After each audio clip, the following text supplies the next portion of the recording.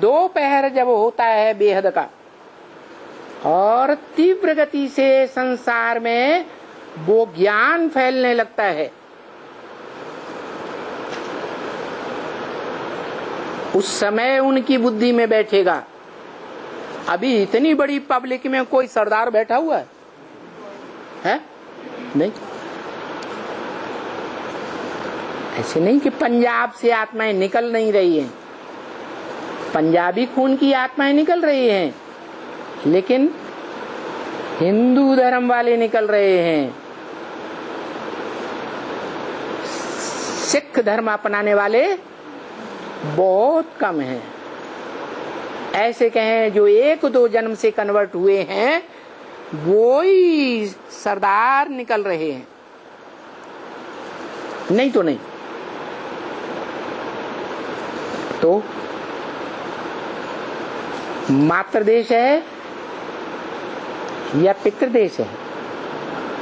माताएं कन्याएं सुनी सुनाई बातों से ज्यादा प्रभावित होती हैं या पुरुष ज्यादा प्रभावित होते हैं? माताएं कन्याएं ज्यादा प्रभावित होती हैं। कारण क्या है? कारण कहाँ से पैदा होता है? दुनिया की हर बात का कारण पुरुषोत्तम संगम युग की शूटिंग समय से शुरू होता है। आत्माओं का बाप ज्योति बिंदु निराकार, जिसे पुरुष कहा जाता है, शरीर रूपी पुरी में आराम से शयन करने वाला। भले से दुनिया पतित में आता है, पतित तन में आता है, पतितों के बीच में आता है, तो भी वो आत्मा आराम महसूस करती है या बेआरामी महसूस करती है? आरामी महसूस करती है। इसलिए वो परम पुरुष है। शरीर रूपी पुरी में पुरुष, शा माना शयन करने वाला, शरीर रूपी पुरी में आनंद से शयन करने वाली आत्मा है। उससे परम पुरुष और इस दुनिया में कोई होता नहीं। हाँ, वो जिस मुकर्रर रथ में प्रवेश करता है, जिसके लिए गीता में कहा है अर्जुन से, इदम शरीरम कौन्तेय क्षेत्रम मित्यभिधीयते। हे कुंती पुत्र अर्जुन, तुम्हारा ये जो शरीर है ये युद्ध क्षेत्र है, कर्म क्षेत्र है। अच्छे बुरे कर्म जो भी करेंगे, इस क्षेत्र में जो स्वाहा करेंगे, इस यज्ञ कुंड में स्वाहा करेंगे, उसका फल जरूर मिलेगा। ये अविनाशी रुद्र ज्ञान यज्ञ कुंड है। क्या? इदम शरीरम, ये जो तुम्हारा शरीर अविनाशी है, सच रूपी रंगमंच पर, जिसका कभी मंच पर विनाश होता ही नहीं। आत्मा तो अविनाशी है ही है, इसके शरीर का भी विनाश नहीं होता। तो ये आत्मा और शरीर दोनों का जो मेल है, उससे जो अविनाशी रुद्र ज्ञान यज्ञ का फाउंडेशन पड़ता है, वो अविनाशी रुद्र ज्ञान यज्ञ कुंड में सभी मनुष्य आत्माएं आज नहीं तो कल ब्रह्मा की औलाद ब्राह्मण बन करके अपने कर्मों को स्वाहा करने वाली हैं। अच्छे कर्म करेंगी तो स्वाहा होंगे, बुरे कर्म करेंगी तो भी स्वाहा होंगे। जैसे राक्षसों ने राक्षसी कर्म किया, हत्याएं की और हड्डियां यज्ञ कुंड में डाल दी, तो अच्छा कर्म किया या बुरा कर्म किया? बुरा कर्म किया। तो उनको इस मनुष्य सृष्टि रूपी रंगमंच पर जो अविनाशी रुद्र ज्ञान यज्ञ कुंड चलता है, उस यज्ञ कुंड में उनको कहीं न कहीं फल जरूर मिलना है, अच्छे कर्मों का भी फल मिलना है और बुरे कर्मों का भी फल मिलना है। ये शरीरधारी अर्जुन ये यज्ञ पिता है। गीता में बोला, संस्कृत गीता में, कैसा यज्ञ पिता है? जिसके लिए गीता में एक शब्द आया है परमात्मा। परमात्मा इति उदाहृत, ये परमात्मा कहा जाता है।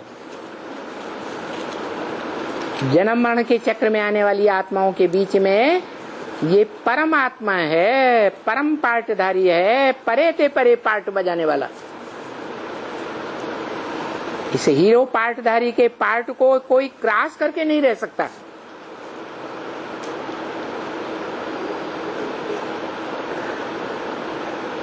इसलिए गीता में 3 प्रकार की आत्माएं बता दी। एक क्षर, दूसरी अक्षर, और जो क्षर आत्माएं हैं, क्षरित होने वाली, जिनकी शक्ति क्षीण होती रहती है, उनमें भी एक विशेष आत्मा है जिसको कहते हैं परमात्मा इति उदाहृत। इसलिए जब भी हम परमात्मा शब्द बोलते हैं तो परमपिता के बाद ही बोलते हैं। ऐसे कभी नहीं कहेंगे परमात्मा परमपिता। क्या कहते हैं? परमपिता परमात्मा कहते हैं। जैसे शिव शंकर, कभी कहते हैं शंकर शिव, क्यों? पहले बाप बड़ा होना चाहिए, बाद में छोटा होना चाहिए। तो परमपिता पहले और परमात्मा बाद। तो देह अभिमानी मनुष्यों ने खास करके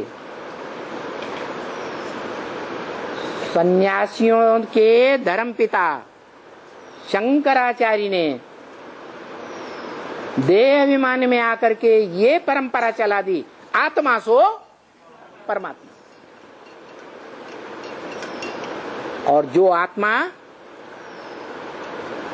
ज्यादा बुद्धिमत्ता का परिचय दे,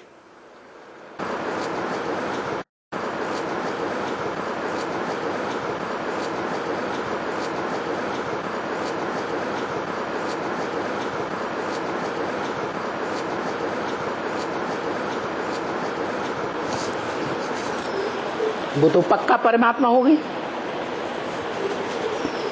माना हर एक आत्मा क्या हो गई? परमात्मा हो गई। तो टाइटल ले लिया शिवो अहम। इस मनुष्य सृष्टि में शिव स्वरूप मैं हूं। मेरे मुकाबले और कोई धर्म पिता सबका बाप नहीं हो सकता। और ये प्रैक्टिकल में उन्होंने भारत में करके भी दिखाया। भारत में जो और धर्म फैल रहे थे, इस्लाम धर्म, बुद्ध धर्म, क्रिश्चियन धर्म का प्रभाव बढ़ रहा था, भारत के चारों कोनों में घूम करके। तो अन्न है ना? अन्न है ना? क्या सन्यासी ने ऐसा काम किया है। क्या कर्म किया? आत्मा से परमात्मा, आत्मा सु परमात्मा।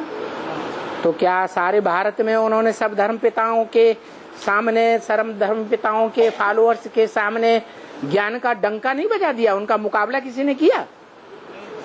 ज्ञान की बातों में कोई मुकाबला किया क्या? किया? नहीं किया। जैसे परमपिता परमात्मा शिव संगम युग में जब आते हैं तो त्रिमूर्ति के रूप में आते हैं।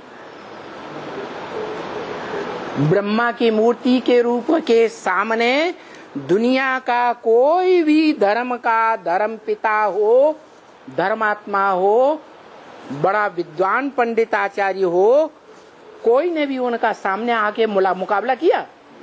नहीं किया। ब्रह्मा द्वारा स्थापना के बाद, उनके शरीर छोड़ने के बाद दूसरी मूर्ति आती है, शंकर द्वारा विनाश। वो 40 वर्ष भी ब्रह्मा महावाक्य के अनुसार पूरे हो रहे। तो इन 40 वर्षों में, जैसे ब्रह्मा के 40 वर्षों में 36-37 से लेकर 76 तक कोई मनुष्य मात्र उनका मुकाबला नहीं कर सका, ऐसे ही इन 40 वर्षों में इस दुनिया का कोई भी धर्म पिता सामने आने की हिम्मत नहीं कर सकता। उनकी तो बात छोड़ दो, दुनिया वालों की, दुनिया वालों से निकल करके ब्रह्मा कुमार और कुमारी जो बने, उनको दुनिया का कोई भी धर्म का फॉलोअर तोड़ नहीं सकता, तोड़ ही नहीं सका। तोड़ सका क्या? नहीं तोड़ सका। सामने आकर के मुकाबला नहीं कर सकता। ऐसे ही उन ब्रह्मा कुमार कुमारियों में से जो निकले हुए सारी सभा बैठी हुई है ब्राह्मणों की,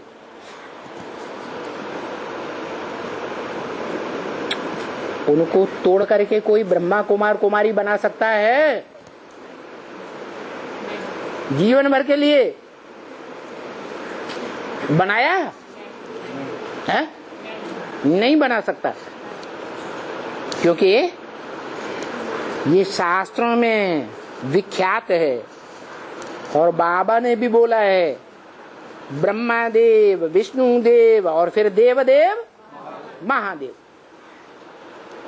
ब्रह्मा को महादेव का टाइटल नहीं है, विष्णु को महादेव का टाइटल नहीं है, देवताएं तो दोनों हैं, लेकिन महादेव का टाइटल नहीं।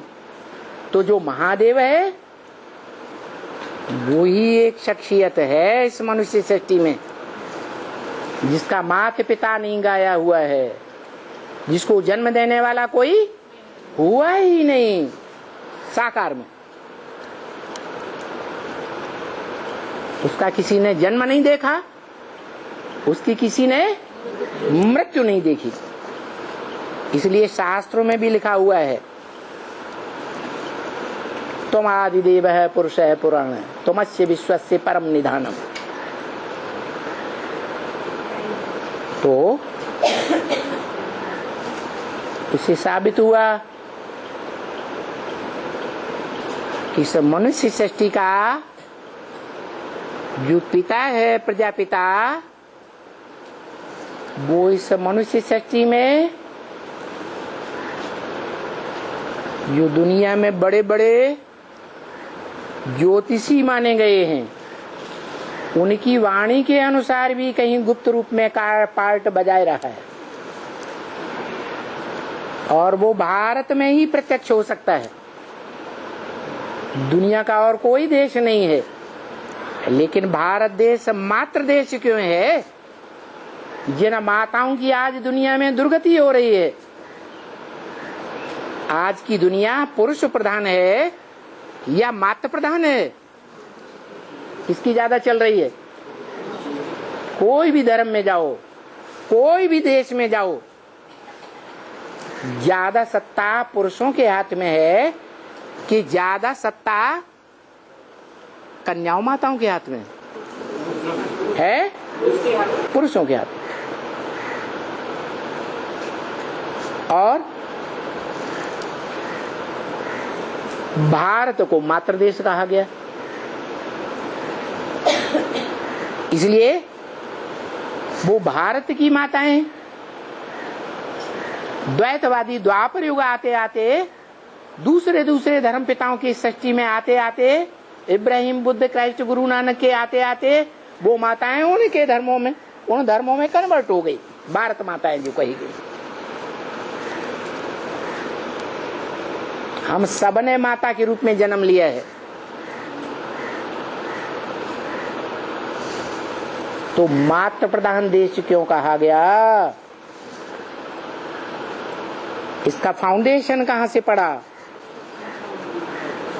है? संगम युग में कब पड़ा?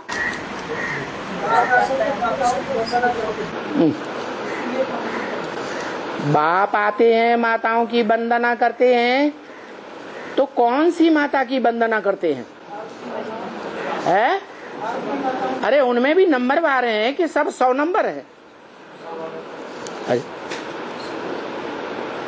अव्वल नंबर गाया जाता है या परसेंटेज वाले भी गाए जाते हैं? कौन है? हैं? कौन है? भारत माता है? लक्ष्मी। वाह भाई। तो फिर शिव के मंदिर में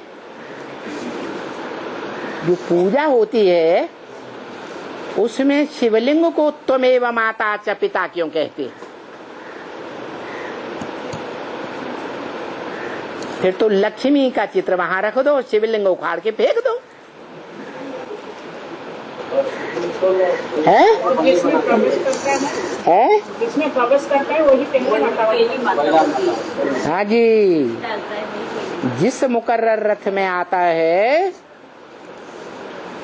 तो सोचा समझा हुआ आता है, या उस मुकर्रर रथ में आने के लिए उसे मनन चिंतन मंथन करना पड़ता है? मनन चिंतन मंथन करना पड़ता है। उसको मन है? जब उसको मन ही नहीं है तो मनन चिंतन मंथन कैसे करेगा? मननात् मनुष्य, जिसको मन होता है वो मनुष्य कहा जाता है। और मनुष्य मनु की औलाद है। जैसे ब्राह्मण ब्रह्मा की औलाद, वैष्णव विष्णु की औलाद, शैव शिव का फॉलोअर। उसी अर्थ में जो मनुष्य हैं इस सृष्टि पर, मनुष्य मात्र आखिरी किसकी औलाद हैं? जब सृष्टि शुरू हुई तो किसकी औलाद थे? ब्रह्मा की औलाद। तो वो ब्रह्मा कौन? ब्रह्मा तो एक का नाम नहीं है, ब्रह्मा सो विष्णु है। जिस मनुष्य सृष्टि में मुकर्रर मनुष्य तन का आधार लेता है, मुकर्रर आत्मा उसकी बुद्धि में, शिव की बुद्धि में पहले से है या नहीं? क्यों? क्योंकि वो त्रिकालदर्शी है। त्रिकालदर्शी को मनन चिंतन मंथन करने की दरकार है नहीं। वो त्रिकालदर्शी शिव इस सृष्टि पर आता है जब उसका टाइम होता है। क्या? जो भी पुरुष मात्र यहां बैठे हुए हैं वो याद करें अपने जीवन को।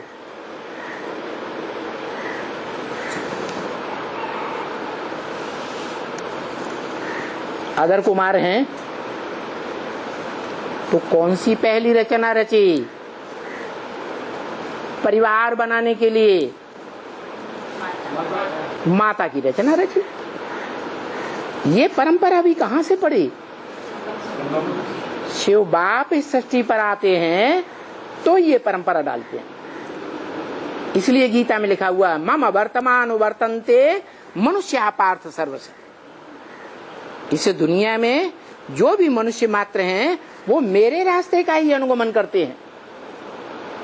मैंने जो परंपरा डाली है, श्रेष्ठ परंपरा डाली है, उस परंपरा का सभी मनुष्य मात्र आगे पीछे अनुगमन जरूर करते हैं। तो ये परंपरा पड़ गई दुनिया में। क्या? कि जो भी पुरुष रूप में है, स्त्री रूप में नहीं, पुरुष रूप में है, कुमार है,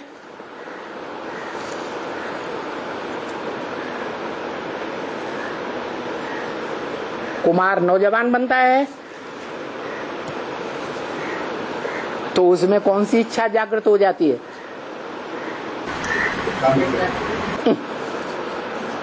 इस दुनिया में हमेशा काम विकार नहीं होता।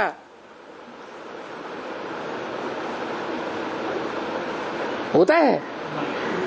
सत्युग त्रेता में होता है? नहीं। लेकिन इच्छा जागृत वहां भी होती है।